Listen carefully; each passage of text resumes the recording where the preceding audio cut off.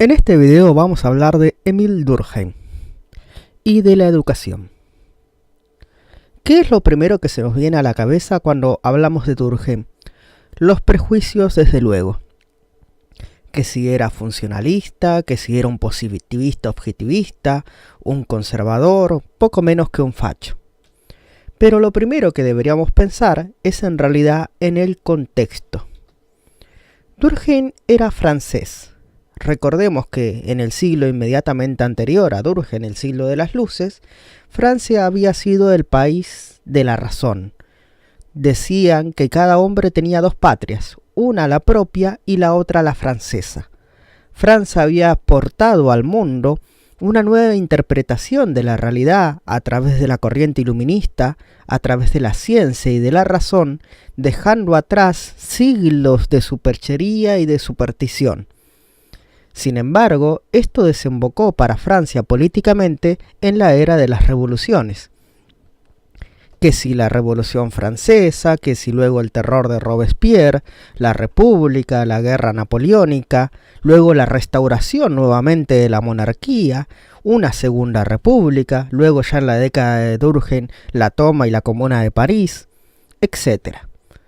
Esto obviamente generó desorden, caos, muerte, destrucción.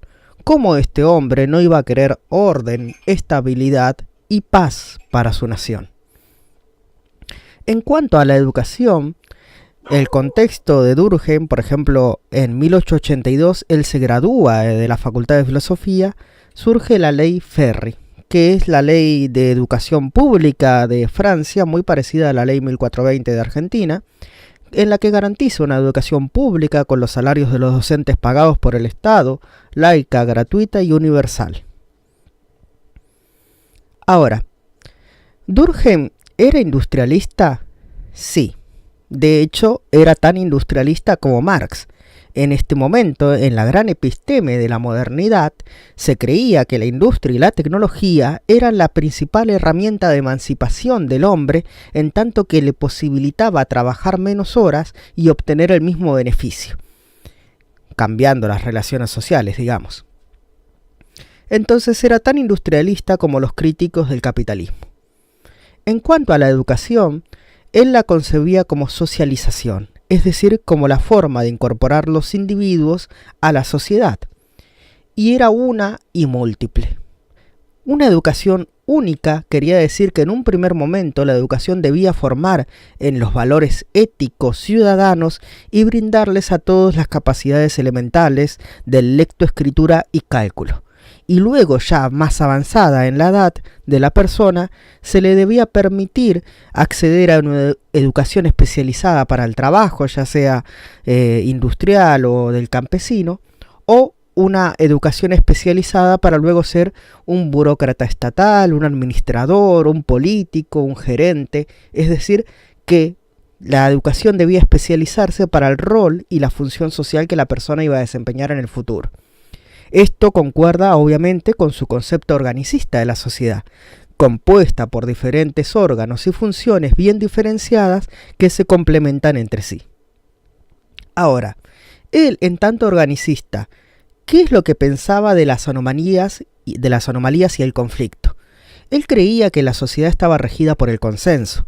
Esto no quita que existieran discrepancias y conflictos esporádicamente que surgían, pero para los funcionalistas estos conflictos son puntuales.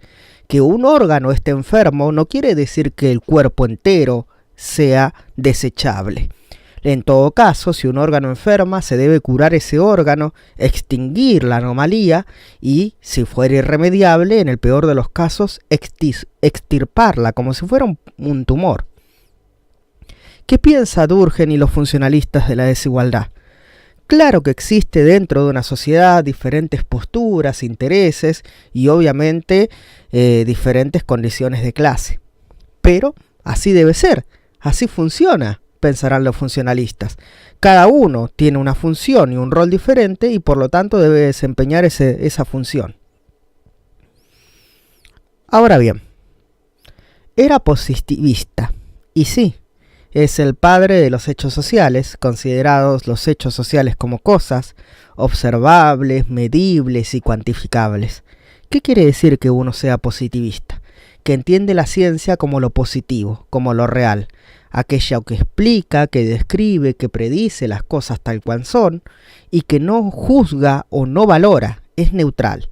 Es todo lo contrario de la postura crítica que ellos llamaban negativista, es decir, aquellos que siempre están criticando, especulando sobre realidades utópicas y metafísicas y futuros ideales que aún no son y por lo tanto no se puede hablar de ello.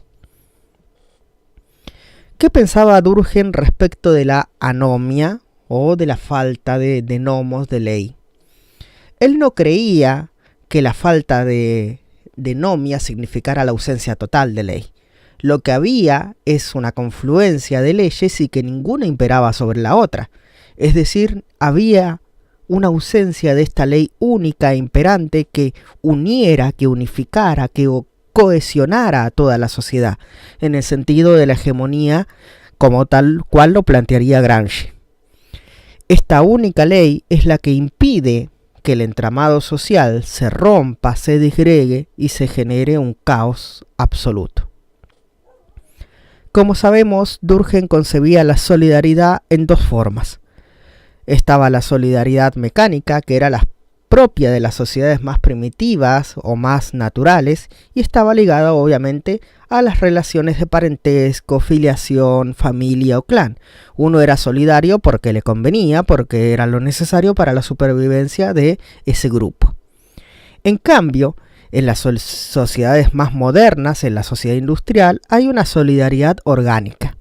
Aquí uno no es solidario o uno no adhiere a los valores de la sociedad porque sea una gran familia, sino porque cada uno es un órgano que cumple una función dentro de la sociedad, y si cada uno desempeña bien su labor, hace bien su rol, entonces esto le beneficia individualmente, pues beneficia al todo, o sea, al organismo social en su totalidad.